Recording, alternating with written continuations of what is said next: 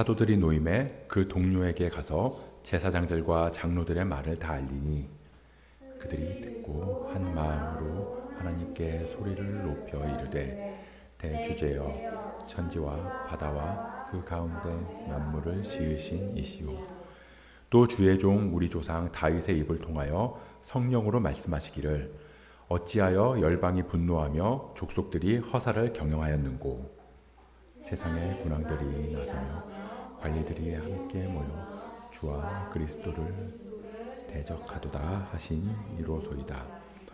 과연 헤롯과 본디오 빌라도는 이방인과 이스라엘 백성과 합세하여 하나님께서 기름 부으신 거룩한 종 예수를 거슬러 하나님의 권능과 뜻대로 이루려고 예정하신 그것을 행하려고 이 성에 모였나이다.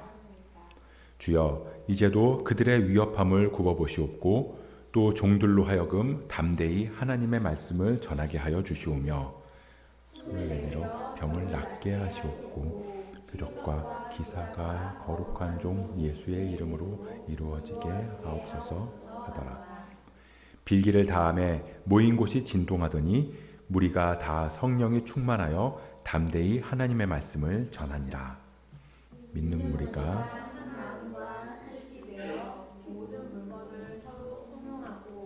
자기 재물을 조금이라도 자기 것이라고 하느니가 사도들이 큰 권능으로 주 예수의 부활을 증언하니 무리가 큰 은혜를 받아 그 중에 가난한 사람이 없으니 이는 밭과 집이 있는 자는 팔아 그 판 것의 값을 가져다가 사도들의 발 앞에 두매 그들이 각 사람의 필요를 따라 나누어 줌이라. 구브로에서 난 레위족 사람이 있으니 이름은 요셉이라. 사도들이 일컬어 바나바라 번역하면 위로의 아들이라 하니 함께 읽습니다. 그가 밭이 있음에 팔아 그 값을 가지고 사도들의 발 앞에 두니라. 아멘. 제가 어렸을 때 이 TV 광고를 생각해 보면요, 이 TV 광고가 왜 이 제품이 좋은지에 대한 이 설명이 많이 나왔거든요. 뭐 예를 들어서 자동차 광고를 한다 하면 이 차는 얼마나 실내 공간이 넓은지, 또 그래서 몇 명까지 탈 수 있는지, 그리고 이 차의 연비가 얼마나 좋은지. 뭐 그래서 예전에 어떤 차 광고는 한 번 주유하면 서울, 부산 왕복한다. 뭐 그런 광고들도 하고 그랬거든요. 그러니까 한마디로 이런 장점이 있으니까 네가 이 차를 사면 이만큼 유리하다. 그렇게 광고를 했어요.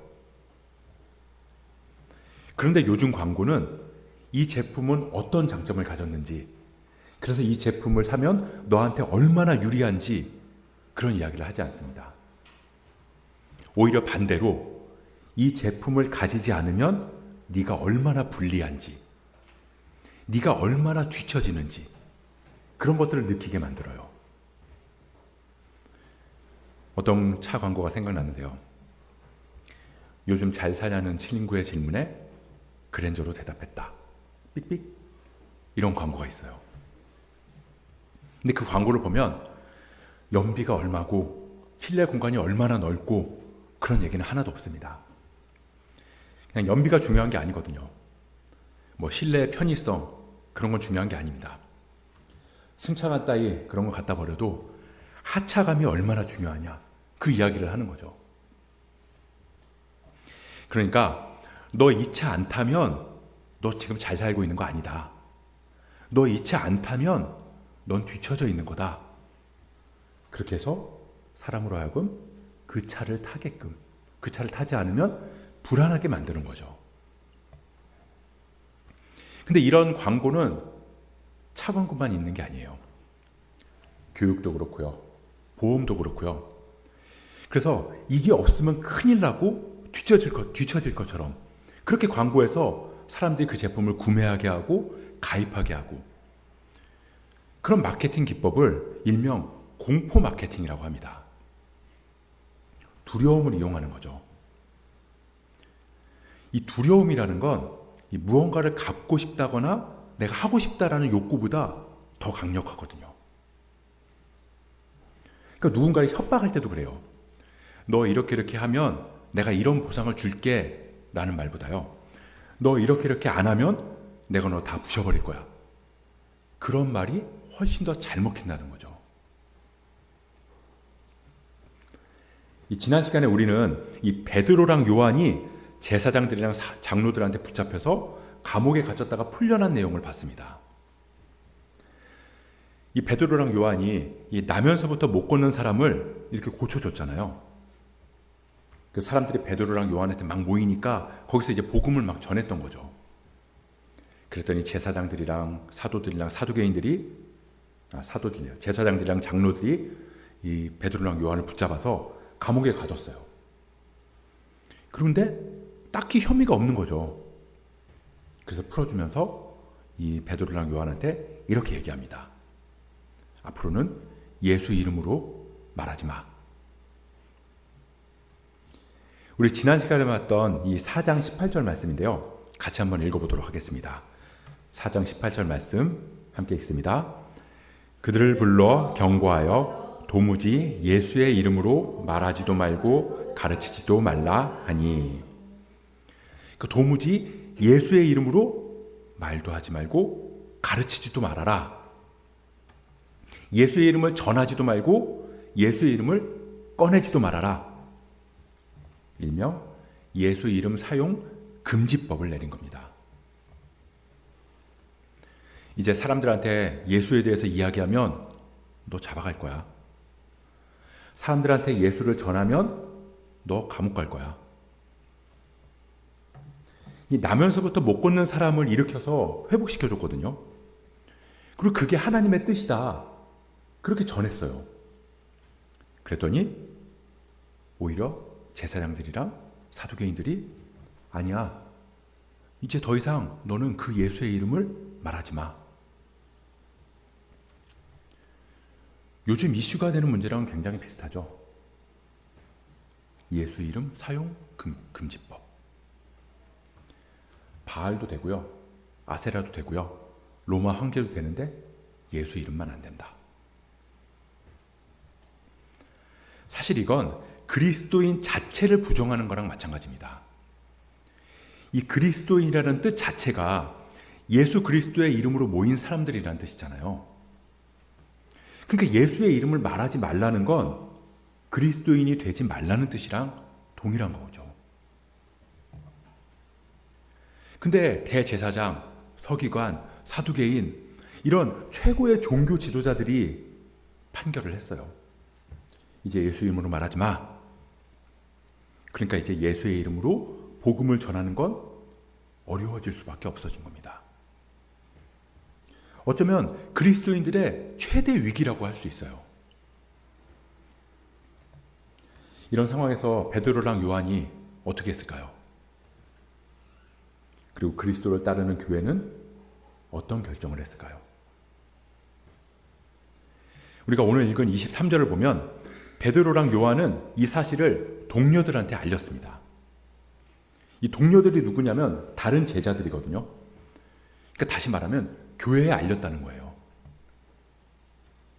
중요하고 위급한 상황에 교회가 함께 모였다는 겁니다. 모여서 어떻게 했을까요? 24절 말씀입니다. 함께 읽어볼게요. 시작. 그들이 듣고 한 마음으로 하나님께 소리를 높여 이르되 대주제여 천지와 바다와 그 가운데 만물을 지은 이시오. 대주제여. 이 대주제는 왕 중의 왕이라는 뜻이거든요. 가장 뛰어나신 왕. 그러니까 천지와 바다와 그 가운데 만물을 지으신 가장 뛰어나신 왕 중의 왕 하나님이시여 라고 하나님의 크고 높으심을 찬양했다는 겁니다. 더 이상 예수의 이름을 전하지 마 라고 하는 예수의 이름 사용 금지법이 떨어졌는데요, 그 앞에서 교회 수뇌부들이 모여서 대책회의를 하고 성명을 발표하고 막 그래야 되잖아요. 근데 그렇지 않고 그들이 그 말을 듣고 상황의 위급함, 이게 얼마나 중요하고 중차대한 일인지를 들었음에도 불구하고 그저 모여서 한 마음으로 하나님의 크고 높으심을 찬양했다는 거죠. 그리고는 이 상황에 대해서 분별하기 시작했습니다. 우리 이어서 25절, 26절 말씀인데 이것도 같이 한번 읽어볼게요. 시작.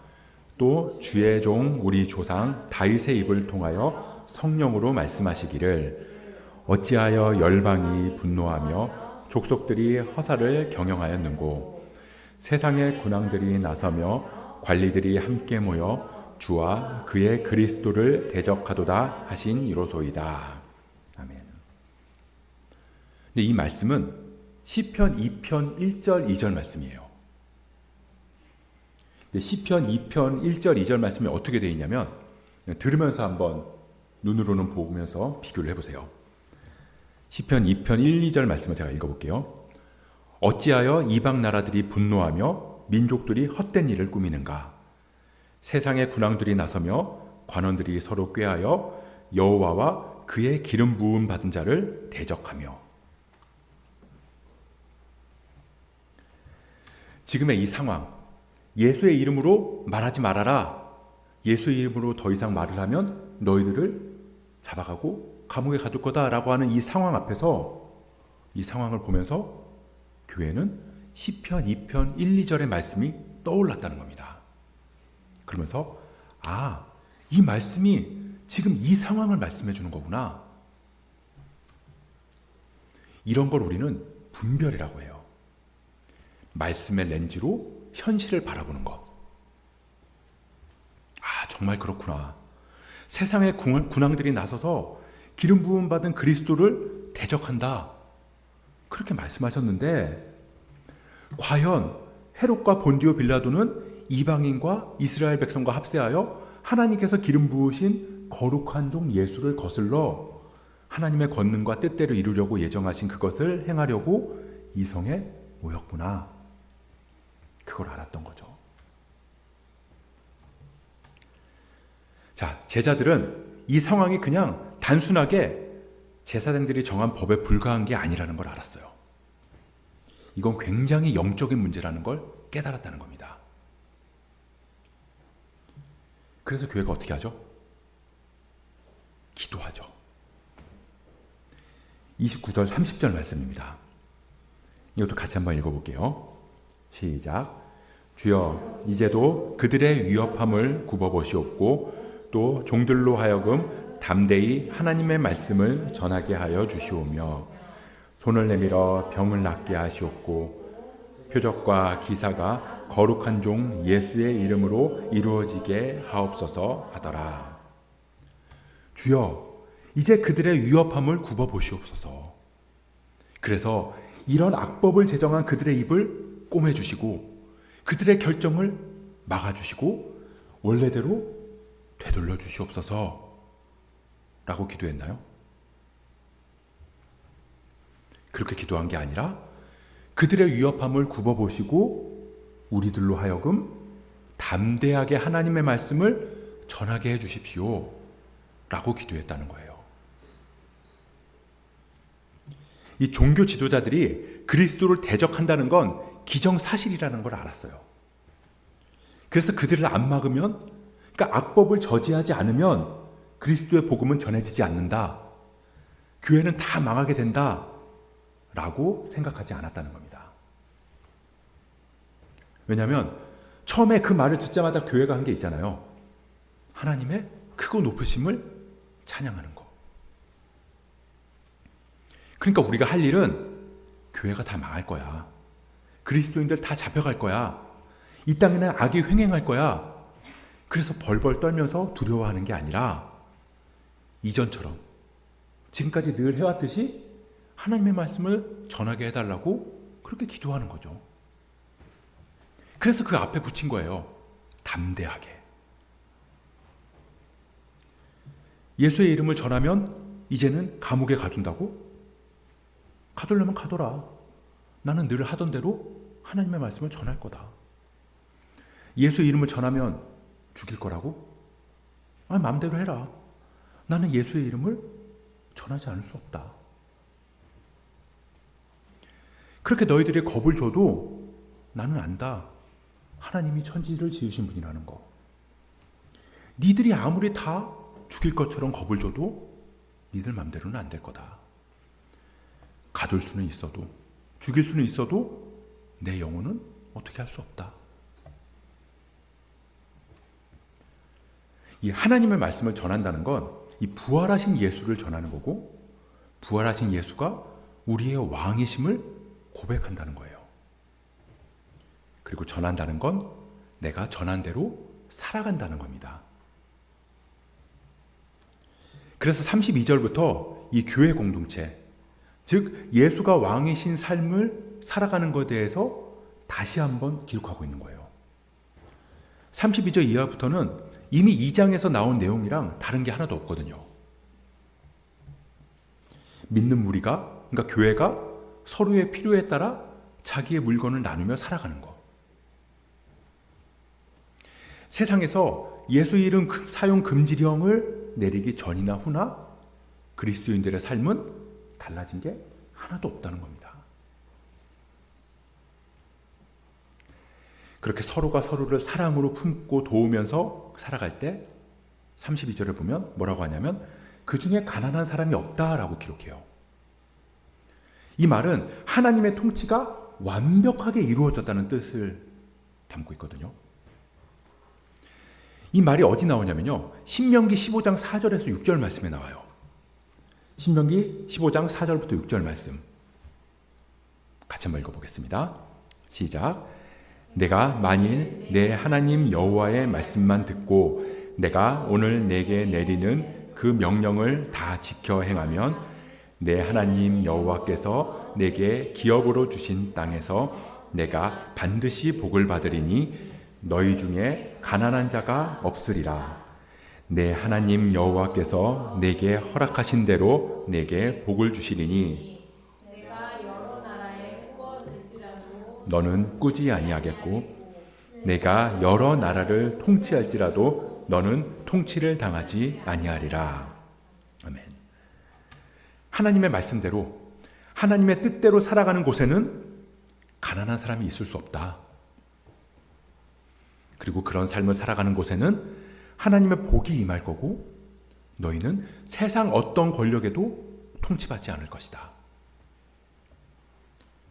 다시 말하면 세상이 아무리 뒤집어져도 우리는 예수가 우리의 왕이심을 고백하고 예수가 우리의 왕 되시는 삶을 살아가는 그리스도인이다. 그렇게 살아가겠노라고 기도하는 게 그리스도인의 기도다. 그렇게 살아갈 때 세상이 아무리 우리를 무너뜨리고 통치하려고 해도 하나님의 통치가 더더욱 견고히 세워질 거라는 걸 약속하고 계시다는 거죠. 그러니까 우리가 벌벌 떨면서 세상이 다 무너질 것처럼 두려워하면서 막 세상의 방법으로 세상을 대항하고 세상의 방법으로 대책을 세우고 그게 하나님의 뜻이 아니라 그리스도인들은 하나님의 뜻대로 기도하며 하나님의 뜻대로 살아가는 거라는 것. 그게 그리스도인의 자세라는 겁니다. 근데 오늘날 교회를 보면 그렇지가 않아요. 너무 두려워해요. 너무 겁내하고요. 너무 겁을 먹습니다. 세상이 무너질 것 같이 생각을 해요. 근데 그건 넓은 의미에서 보면 하나님께서 천지와 바다와 모든 만물을 지으셨다는 걸 인정하지 않는 것과 같은 거거든요. 처음에 이야기한 것처럼 요즘에는 이 공포 마케팅을 이용해요. 신앙도 마찬가지입니다. 예전에는 교회에 가면요. 예전에는 어떤 이야기를 했냐면 이렇게 하면 하나님의 복을 받습니다. 이렇게 하는 게 하나님의 축복 안에 거하는 겁니다. 하나님의 축복 안에 거하는 삶은 이런 기쁨이 있습니다. 그런 걸 강조했거든요. 근데 요즘의 기독교를 보면 굉장히 과격해졌어요. 자기랑 조금만 의견이 다르면 야, 이게 그리스도인인가 싶을 정도로 댓글들 보면 알잖아요. 이렇게 하지 않으면 넌 지옥 갈 거다. 이렇게 하지 않으면 너는 저 그리스도를 따르는 거다. 이 집회에 참석하지 않으면 그 사람은 사탄의 하수인이다. 이 정당을 찍지 않으면 그리스도인이 아니다. 이 마가복음 13장에 보면 예수님께서 이렇게 말씀하세요. 그리스도가 여기 있다 저기 있다 해도 너희는 믿지 말아라. 마가복음 13장 21절부터 22절 말씀인데요. 이 말씀도 한번 같이 읽어보겠습니다. 시작. 그때 어떤 사람이 너희에게 말하되 보라 그리스도가 여기 있다 보라 저기 있다 하여도 믿지 말라. 거짓 그리스도들과 거짓 선지자들이 일어나서 이적과 기사를 행하여 할 수만 있으면 택하신 자들을 미혹하려 하리라. 여기저기서 그리스도가 메시아가 나타날 거다. 거짓 그리스도, 거짓 선지자들이 일어날 거다. 이게 무슨 말이냐면 그냥 분별 없이 보면 그리스도처럼 보인다는 거예요. 선지자처럼 보인다는 거죠. 그런 사람들이 나타날 거라고 얘기하고 있습니다. 그리고 그들이 너희를 미혹할 거다. 이 미혹이라는 말에서 주는 뉘앙스가 있잖아요. 알아채기가 매우 매우 매우 어렵다는 거예요. 그러니까 분별하지 않으면 그냥 휩쓸려 간다는 겁니다. 그럼 거짓 메시아는 누굴까요? 거짓 그리스도는 누굴까요? 통일교회 문선명일까요? 하나님의 교회 안상홍일까요? JMS의 정명석일까요? 물론 이 사람들도 대놓고 자기가 메시아라고 말하거든요. 근데 미혹이라고 하기에는 너무 대놓고 얘기를 해요. 알아채기가 너무너무 쉽다는 거죠. 아, 이거 이단이구나. 그래서 이 사람들은 사실 거짓 메시아라고 하기보다는 그냥 사기꾼이라고 보는 게 더 맞다는 거죠. 그럼 거짓 메시아는 누굴까? 그리스도의 모습을 하고 있다는 거예요. 선지자의 모습을 하고 있다는 겁니다. 그리고 분별하기가 매우 매우 매우 매우 어렵다. 많은 사람들이 거짓이 아니라고 믿고 있다라는 거죠. 이 예수님 당시에도 거짓 메시아들이 있었거든요. 가장 유명한 게 누구냐면요. 유다 마카비라는 사람이었어요. 이 사람은 제사장 가문 사람이었는데 예수님이 태어나기 전에 한 기원전 160년경, 그러니까 예수님 태어나기 한 60년 전에 나타난 사람인데 이 사람이 제사장 출신인데 내가 하나님의 거룩한 성전이 더럽혀지는 걸 참을 수가 없다. 그래서 예루살렘을 탈환하고 성전을 정결하게 하기 위해서 무력으로 헬라에 대항을 했어요. 이때 엄청나게 많은 사람들, 거의 이스라엘의 대부분의 사람들이 이 마카비가 메시아다라고 믿었다는 거죠. 또 다른 사람이 있는데 어떤 사람이냐면 페레아의 시몬이라는 사람이 있었거든요. 이 사람도 예수님이 태어나기 한 4년 정도 전의 사람인데 이 헤롯 대왕이 죽었잖아요. 죽었을 때 그 혼란한 틈을 타서 내가 왕이다 라고 선포하면서 예루살렘을 무력으로 공격을 했었어요. 또 비슷한 시기에 이 양을 치는 목자였던 아트롱게스라는 사람이 하나 있었는데 이 사람이 자기 형제들이랑 같이 힘을 합쳐서 로마에 무력으로 저항을 했던 사람입니다. 그리고 예수님이 태어나시고 한 6년 뒤에 그때 갈릴리 유다라는 사람이 나와가지고 하나님 외에는 세상에 주인이 없다라고 선포하면서 이 과도한 세금을 걷는 이 로마에 대항해서 무력으로 로마에 맞서 싸웠어요. 근데 지금 말한 이 사람들 말고도 정말 무수히 많은 사람들이 자칭, 타칭, 메시아라고 하면서 나타났다는 거죠. 그리고 이 사람들이 하나같이 다 뭐라고 얘기했냐면 하나님의 이름을 위해 싸운다. 하나님의 이름을 앞세워서 나아갔다는 겁니다. 그리고 정말 사람들이 이 사람들을 메시아라고 생각을 했어요. 근데 예수님도 그걸 아셨다는 거죠. 그래서 이야기하시는 거예요. 여기저기서 그리스도가 나타났다. 그리고 앞으로도 이런 사람들 계속 나타날 거다. 하지만 너희는 미혹되지 말아라. 그렇게 말씀하셨다는 거예요. 그러면서 진짜 메시아였던 예수님은 로마에 대해서 아무런 입장 표명도 하지 않으셨어요. 세상의 방식으로 저항하지도 않으셨고요. 그들이 원하는 대로 오히려 십자가에 달려서 돌아가셨습니다. 그들의 뜻대로. 너무나도 무기력하게. 그 모든 게 하나님의 뜻 안에 있음을 깨닫고 분별했기 때문이에요. 그리고 그 일로 인해서 하나님의 뜻이 이 땅에 온전히 이루어졌습니다. 사람들은 말해요. 이대로 있으면 안 된다고. 세상이 악해서 이대로 있으면 기독교는 다 사라질 거라고. 그래서 우리나라에도 메시아가 나타났습니다. 광화문에 가면 메시아가 있어요. 심지어 이번에 자기가 왕이 되겠다고 선언했죠. 또 작년 10월 이후에 혜성처럼 등장한 부산 메시아도 있습니다. 유튜브 같은 데 보면 크고 작은 메시아들이 너무나 많아요. 동물원을 뛰쳐나온 메시아도 있고요. 분식집을 뛰쳐나온 메시아도 있고요. 파도를 헤치고 나온 메시아도 있어요. 저마다 뭐라고 말하냐면요. 우리가 뭉쳐야 된다. 기독교가 힘을 보여줘야 된다. 200만이 모여서 숫자로 본때를 보여주자. 큰 집회하자. 큰 기도회하자. 사람들은 그 사람들이 기독교를 살릴 거라고 생각합니다. 동조하고 함께하지 않는 사람들을 사탄이라고 말해요. 근데 지금까지 교회 역사를 보면 알 수 있어요. 예수의 이름 금지령을 내렸던 성전, 그 성전은 무너졌지만 그리스도를 따르는 교회는 부흥했습니다. 그리스도인들을 박해했던 로마는 사라졌지만 하나님 나라는 영원하고, 당시 수많은 메시아들은 다 사라졌지만 묵묵히 하나님 나라 복음을 전한 예수님만이 우리의 구세주가 되셨어요. 당시 이스라엘에는 헤롯이 있었고요. 빌라도가 있었습니다.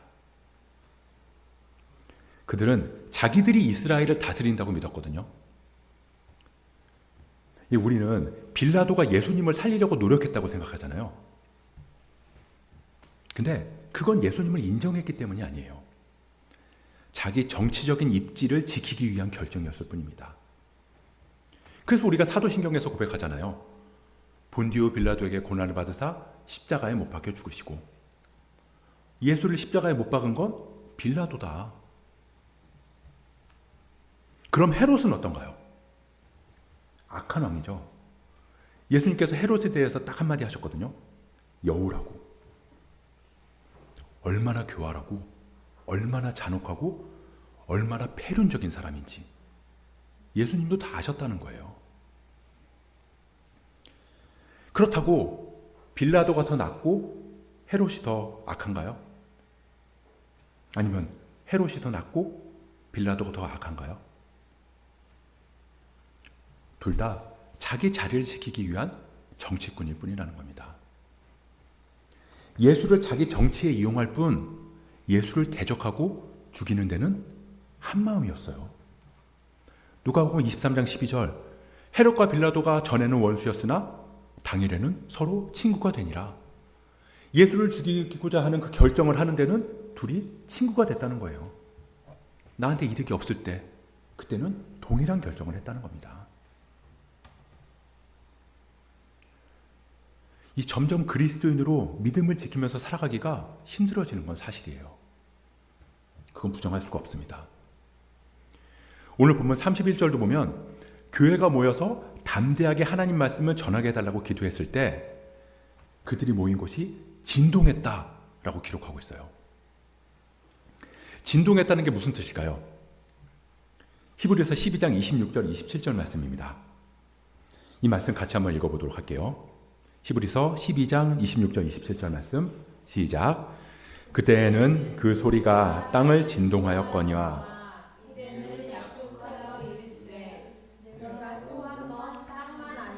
하늘도 진동하리라 하셨느니라.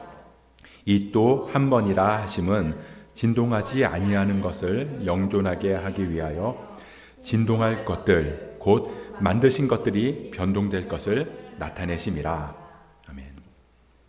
하나님께서 하늘과 땅을 진동하실 건데 그건 진동하지 않을 것을 남기기 위해서다. 흔들리지 않을 것을 남기기 위해서 나머지는 다 흔들어 버리신다는 거예요. 흔들리지 않아야 되는 그 본질만 남기기 위해서 모든 것들을 다 흔들어서 무너뜨리신다는 거죠. 이 하나님의 뜻대로 하나님의 말씀을 전하면서 살아간다는 건 우리 삶이 진동한다는 겁니다. 어려움과 환난이 온다는 거예요. 정말 걱정하는 것처럼 예수 이름을 전하면 감옥에 갈 수도 있고 목숨이 위협을 받을 수도 있어요. 근데 그걸 다른 말로 생각해 보면 흔들리지 않는 본질을 우리 안에 더욱 굳건히 세우기 위한 것이라는 겁니다. 그래서 우리가 기도하는 게 담대함이에요. 담대함을 구하는 겁니다. 그리스도인은 공포에 떨지 않아요. 두려워하지 않습니다. 그런 공포 마케팅을 하는 정치인들, 종교 지도자들, 그런데 현혹되고 미혹되지 않아야 돼요. 초대 그리스도인들처럼 그러거나 말거나 그냥 우리는 담대하게 하나님 말씀을 전하면 된다. 하나님의 말씀을 전하고 하나님의 말씀대로 그냥 살아가면 된다. 이 처음에 예수 이름 금지법 이야기를 할 때 이 교회가 시편 2편 1, 2절 말씀 그 말씀을 보면서 지금의 때라고 그렇게 분별했다고 이야기를 했잖아요. 근데 그게 이제 오늘 본문 25절 26절 말씀인데 근데 그 시편 인용했던 시편 2편 1, 2절 말씀 그 이후에 4절 말씀에서 하나님께서 뭐라고 하시냐면요. 아마 이거 보면 깜짝 놀라실 거예요. 지금 이 상황이 지금 세상의 군왕들이 나서서 그리스도를 대적하고 있다 그랬잖아요. 그러면서 이제 시편 1, 2절 말씀을 시편 2편 1, 2절 말씀을 지금의 상황이다라고 이렇게 깨달았는데 4절 말씀에서 뭐라고 하시냐면 하늘에 계신 이가 웃으시니요 주께서 그들을 비웃으시리로다. 하나님이 그런 세상의 왕들이 하는 일들을 보면서 하찮게 비웃으신다는 거예요. 아무리 뭐 예수 이름 금지법이니 뭐 차별을 금지하네 어쩌네 뭐 해대도 기독교를 죽이겠다. 기독교를 말살하겠다. 너희들 다 가두겠다. 죽이겠다. 그래도 천지 만물을 지으신 하나님께서 보고 어이없어서 웃으신다는 겁니다. 그 말은 뭐냐면 다 하나님의 손 안에 있다는 거예요. 하나님의 허락하신 만큼만 이루어질 거고 하나님의 용납하는 선 안에서만 흘러간다는 겁니다. 아무리 지들이 날고 뛰어봐야 하나님 손바닥 안에 있는 거죠. 이 세상 방식으로는 세상을 절대 이길 수가 없어요. 교회는 아무리 뭐 세상이 무너지네 어쩌네 막 위협하고 협박해도 하나님의 크고 높으심을 찬양하고 믿고 의지하면서 담대하게 하나님 말씀을 전하고 또 그 말씀대로 예수를 왕으로 모시고 살아가기만 하면 됩니다. 그리스도인은요 어느 정당을 지지하는 사람도 아니고요 어느 정책을 지지하는 사람도 아니에요. 개인적인 정치 성향은 다 있지만 교회가 정치 얘기를 하지 않는 이유가 그겁니다. 그리스도인은 하나님의 말씀을 지지하는 사람이에요. 하나님의 말씀을 따르면서 하나님의 뜻대로 사는 사람들이 그리스도인입니다. 그리스도인의 기준은 오직 예수예요. 예수를 여기다 갖다 붙이고 저기다 갖다 붙이면서 그렇게 이용하는 사람들한테 미혹되면 안 된다는 거죠. 그런 걸로 걱정할 필요가 없다는 겁니다. 두려워할 필요도 없다. 그리고 그게 믿음이다. 우리가 믿음으로 담대하게 그리스도인의 삶을 살아간다면 헤롯이 왕이 되든 빌라도가 왕이 되든 그보다 크고 높으신 하나님이 우리를 다스리시는데 그러니까 우리는 두려울 게 하나도 없다는 겁니다. 요즘은 막 너도 나도 하나님의 뜻을 앞세우기 때문에 분별하기가 너무 어려워요. 그래서 말씀 붙들고 말씀 위에 굳게 서야 됩니다. 그렇게 우리가 믿음으로 담대히 그리스도를 우리의 입술과 삶으로 전하면서 그렇게 살아갈 수 있는 참된 그리스도인 될 수 있기를 주님의 이름으로 간절히 축복합니다.